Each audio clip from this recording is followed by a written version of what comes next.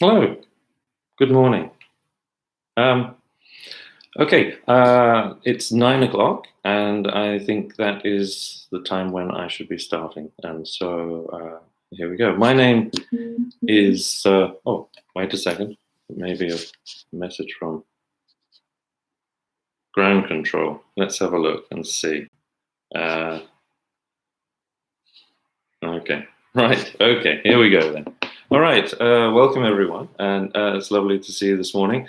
My name is Robert Thorn. I am the Academy Principal in the British International School in Bratislava. Now, I'm also the director of a small non-profit organization called Developing Real Learners. And what we try to do is we try to help schools develop learning communities in which young people can develop into holistic learners. As well as getting good grades, they can also become learners for life. You can see me on LinkedIn. So, wonderful, it's a wonderful opportunity. I really thank Entab and especially Miss Ashmita and Miss Namisha. Sorry. Anyway, right. I thank all the people at Entab. Thank you very much for helping me. I've written a few articles and in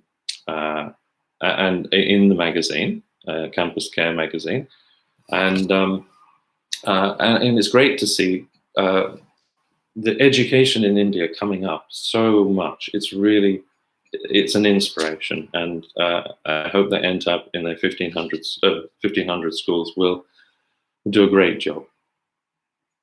Okay, I can see more people coming online now, so that's good that I'm being slow. Okay, thank you very much for all your welcomes. Okay, so today's talk is about what to do after the virus, if there is such a thing, at least what to do when we start to get back to our normal lives. For some of you, perhaps nothing much has happened yet, and for some of you, perhaps you've been in lockdown for a while. This is our 8th week of lockdown here in Slovakia. So it's not really lockdown, we can walk outside, we can go to the shop. But 8 weeks of being at home, for me is fine, but I know for some of my younger teachers and for some of the students, it's been quite difficult. So I've been talking with students every week. I talk with them, each one of them, and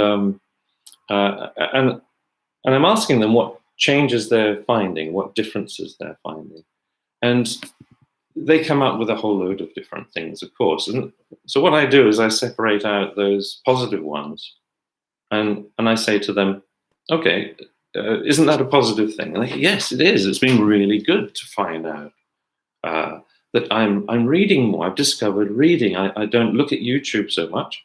I'm reading more. I'm making models. I'm helping around the house. I'm making cakes. I'm planting plants. I'm doing things that I would never have thought I would do before. So it's doing things. But some of the students have also started to reflect, and they're beginning to think that their attitude towards school has changed also. That they're seeing school not as something they go to and do, but something they should be taking from. So they should be gaining experience from the school and taking responsibility for their own learning. And that's been wonderful to see. A few students have said that. And there's been other great things. The problem is this. And those of you who've been on workshops, you probably have seen this, experienced this for yourselves. When you go to a workshop and the workshop leader says all the wonderful things that they do, and you go, wow, that's a fantastic idea, isn't it? Yes, I'm going to do that when I get back to school. You go back to school, and the routine of daily life gradually wears down that inspiration until at the end of the first week or even the end of the first day, that inspiration is gone. And the idea, that lovely new idea that you had learnt at the workshop, has disappeared into the box of dreams that you have for education. So what can we do? We've got all these wonderful things, experiences that we are finding through the virus being here. How can we take those forward, and how can we make sure that they really are there? Now, what I'm going to do now is I'm going to talk about an idea that's hopefully going to help you to think about this, put this into context, okay? And it's particularly about the things that I try to do in schools. Before I start, though, I must say, of course, there are people who are losing their life, who are suffering incredibly. And of course, in those situations, your focus is yourself. Is to look after you, the rest of your family, is to mourn those who have passed, is to look after the health of your family members. And of course, we mustn't gloss over that by talking about positive things. But let's look, for the rest of us, let's look at the positive things that can come out. Okay, I want you to imagine, I'm going to take you through 5 different groups of people, and I'll ask you a question. And it's this. Imagine those medics, those people in China who discovered the virus in the first place. What characteristics of a human, what I call attributes, that's habits, skills, dispositions, what attributes did they need to have to be good at what they did? Sure, medics, obviously, they had to be good at biology, and they had to be good at maths, and they had to be good at things like that. Of course. However, they also had to be very good at noticing things, very good at recognizing patterns. They had to be very aware. They had to be very proactive in tracing and finding what they suspected. And of course, they had to be very good at research skills, and they had to be very good risk takers in the end, as we know, in telling their bosses what they thought had happened. So if you imagine, think of all of that list I just gave you of attributes. Do we teach those things in school? And if not, why not? Okay, let's have a look at the essential workers. Let's have a look at the essential workers, the people who are keeping our societies running while we're at home. Some of you may be essential workers too. Think about those people who are going in facing, in my country, in Britain, they're going in facing infected people with very little protection. I'm sure in some places in India it's the same. Dealing with even the cashiers in the shops. Every day people are coming past them all the time, and they could easily catch this virus, which may mean nothing or may mean death, and anything in between, it seems. What sort of characteristics, what sort of attributes do they need? Well, think about that.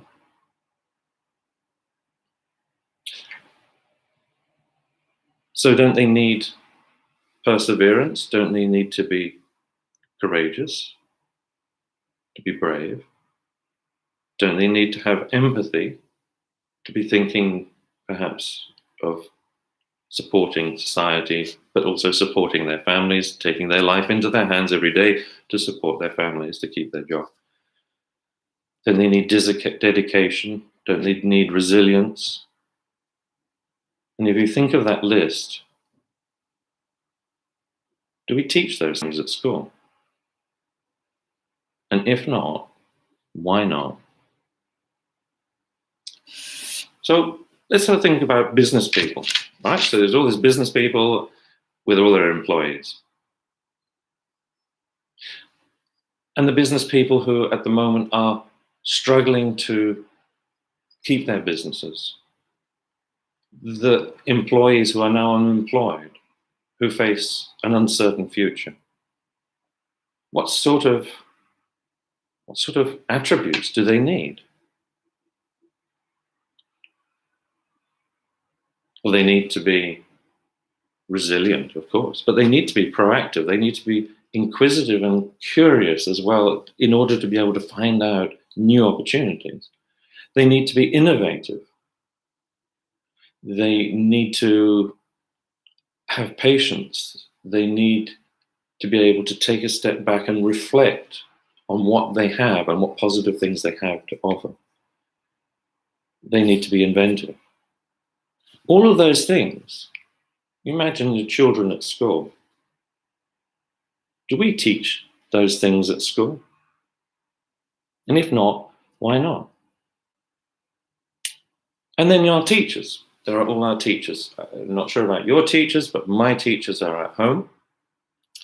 And they are doing their best to do online lessons. And at first, probably still, some of them found it very difficult. Some of the older teachers or those who are less capable with the technology, they found it quite difficult. But also just the intensity of it and the difference in being able to teach online, especially with our primary colleagues. It's been really intense. And they've done a wonderful job. And then there's wondering, will I have a job? If you're in a private school, will I have a job at the end for next year? Hopefully you all have, and hopefully you've all got your contract sorted out. But will I have a job at the end of the year? All these worries come in to play. And so what sort of attributes do they need to have? As a teacher, what sort of attributes do you need to have to be able to cope with that? Of course, you need to be proactive. You need to be a good role model for your kids. You need to be lively when perhaps you're feeling sad. You need to be inventive. You need to be good with technology. You need to be many different things. I can see some people writing that need to be focused and patient. Thank you very much. Yes, that's a very good one. All right. So you need this set of attributes. And do we teach those things at school? And if not, why not? Okay, so that's 4 groups. Now here's the 5th one. You can guess what they are. Okay, what about our young learners that's at home? What are they facing? What sort of situation are they facing? They're facing uncertainty, not really knowing what's happening, not knowing if they're going to be going back to school next week or not. And if they do go back to school, will the virus still be around?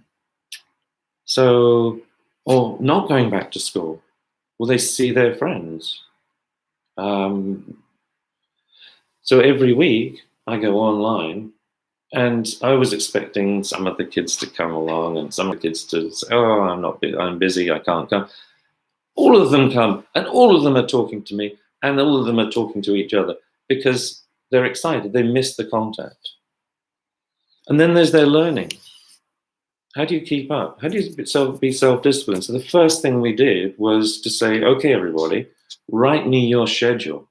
Here is a schedule that you can use if you want, but write me your schedule, because parents were coming in doing all sorts of funny things, telling their kids, right, now you're at home, you can do all the work. All right, so the kids got lots and lots of work to do from their parents.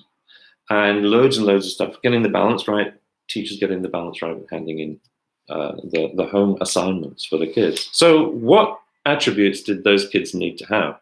Do those kids need to have? Mm-hmm. So they need to keep up their curiosity. They need to be patient. They need to be good at...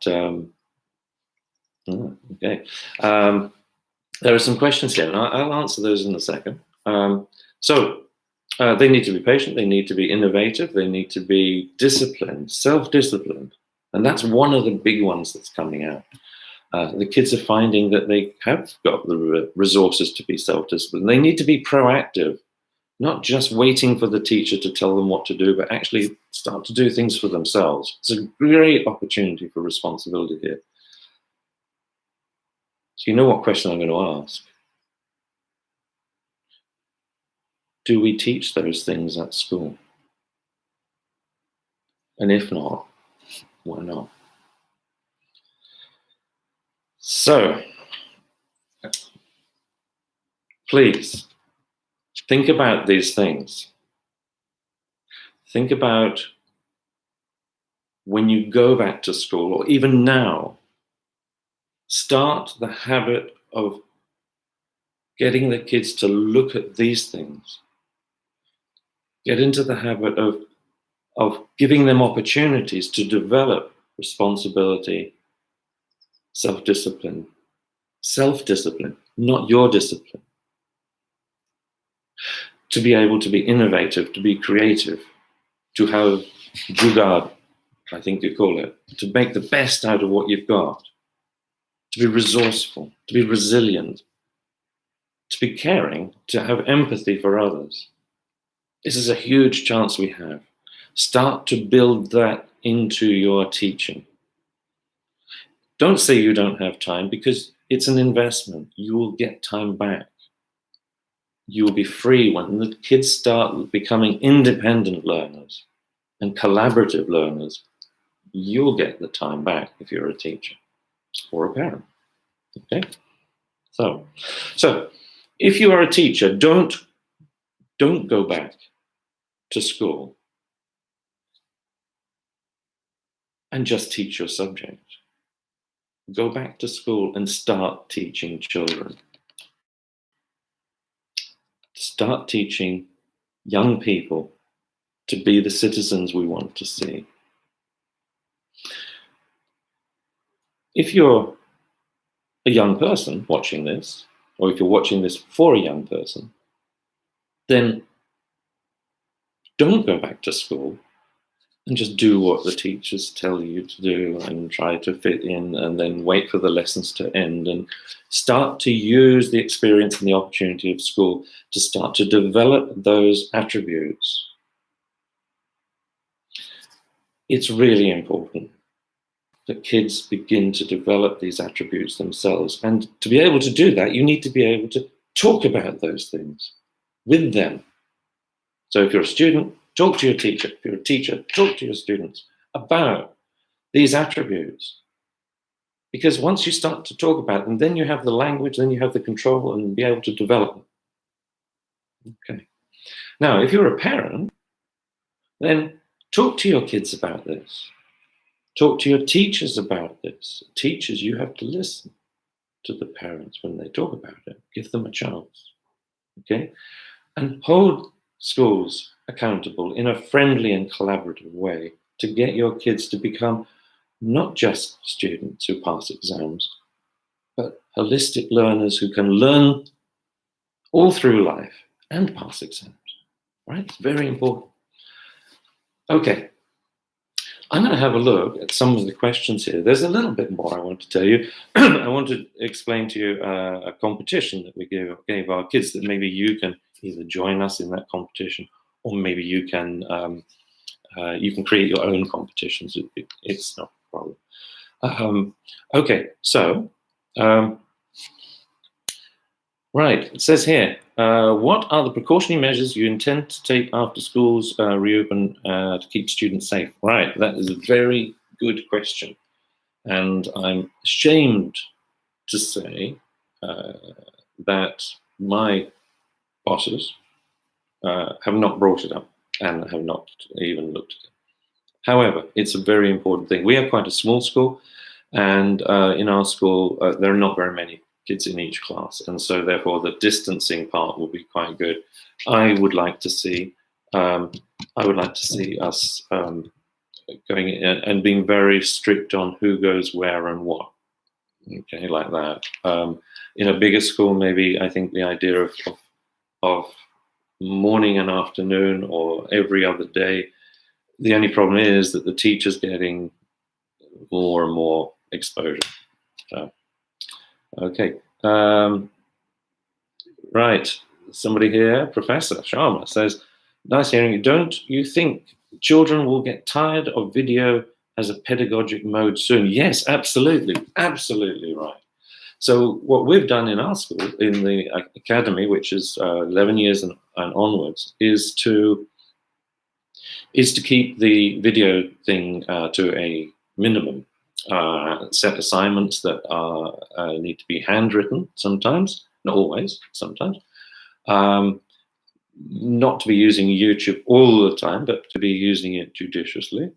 To give things that they can do with the parents as well, and things that they can do that are more practical as well. So it's like reshuffling of our curriculum, and using flipped classroom, of course. So you go and read this, you watch this, then you come on and we talk. So, that's a very interesting question. It's very important. What the older ones are saying about the younger ones, their brothers and sisters, is they're amazed at how long they are spending in front of the computer with their class teacher. And you're right, absolutely right. That is not very good. Okay, I'll just do one more question and then I will go back to my bit. So, oh, these are statements. All right, there are more statements. Yeah, very good statements here. Okay, self-discipline comes from how the child has been brought up, the responsibility of the parents. Oh, okay, all right. Mada Pitta, then comes Guru, i.e. mother, father, and teacher play an important role. Yes, absolutely, you're absolutely right. And if you want our societies to go on at a snail's pace, improving and not really getting that improved very quickly, then we could just say, oh, it's the parents' responsibility. However, we could we not, with our knowledge of education and our knowledge of child psychology, knowing, could we not start to break that mold? Could we not start to ask important questions? Could we not bring parents in, those who are willing, and say, right, this is what we're trying to do. We're trying to get our kids to be more courageous. We're trying to get our kids to be more innovative. And this is what we're doing at school. And this is how you could do it at home. But of course, the best ambassador for that is the student themselves, the young person themselves, the learner themselves. I don't like the word student. If they get it at school, then they will help the parents understand. Okay? Come on, parents. Come on, mum. Come on, dad. I'm doing it like this because this is going to help me to be like that. Okay? There's a load of examples that we could give, but I mustn't run out of time. So I'll just put my phone away. Okay, right. I'm going to explain to you now a competition that we had. And I'm just putting my notes there, even though I'm not really looking at them. So we set up a competition, and that competition is asking the kids to reflect on what changes they would like to see to take forward into the time when things have become more normal. So what changes in themselves have they noticed or they'd like to make and they'd like to keep for when they get back. So to make a note of that, what changes do they think this is bringing schools? So what things could we now do differently in school to help us when we get back? And the third thing is, what would they like to see change in their community? And the fourth thing is, what would they like to see change in the world? So there's 4 points that they have to do. They have between 2 and 4 minutes to then say that in a video, and then we pop that up on the YouTube channel and choose the best and send a prize. Okay? The biggest prize is that they're saying this, they're giving a positive message out to other people so that other kids could look and go, yeah, I didn't think about that, but that's happened to me too. Okay? So we're trying to get something positive to come out of this. Okay? Right. What else? I think That's probably all I wanted to say. How are you going to identify the positive things and the opportunities you have in this situation for when you get back? Number two, when you get back, how are you going to implement those opportunities? Number three, how are you going to make sure that the everyday way of life doesn't crush those opportunities? Okay? And that's all I wanted to say. Okay? I'll have a quick look, see if there are any more. All right, okay.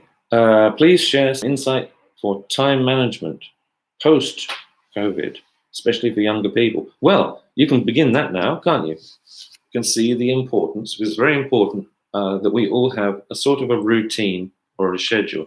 For older kids, sometimes it's not to older kids, but maybe for certain types of people. I noticed very quickly, when I asked for the kids' schedules, sometimes I got back their schedule that they had created. I got back a few days later a schedule that they had put together after I'd told them to.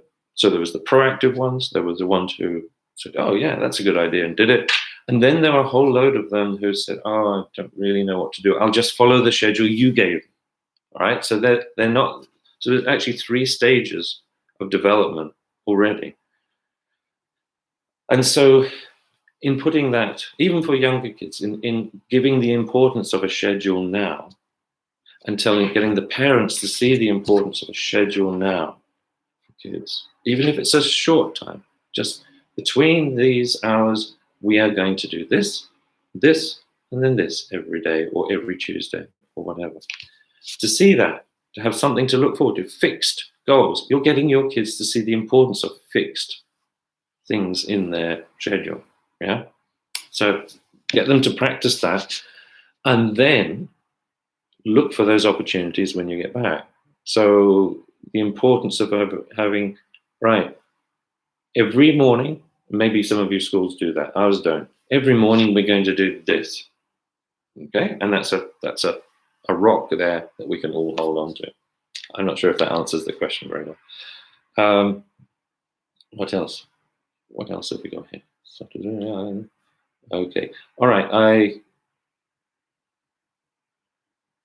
I can't see any other things apart from welcome. So thank you very much, and I hope to see you again in CampusCare magazine, and maybe another video if we have to be locked down for a lot longer. You can always find me on LinkedIn, and that's it really. So thank you very much to the ladies at CampusCare, and good luck with your life.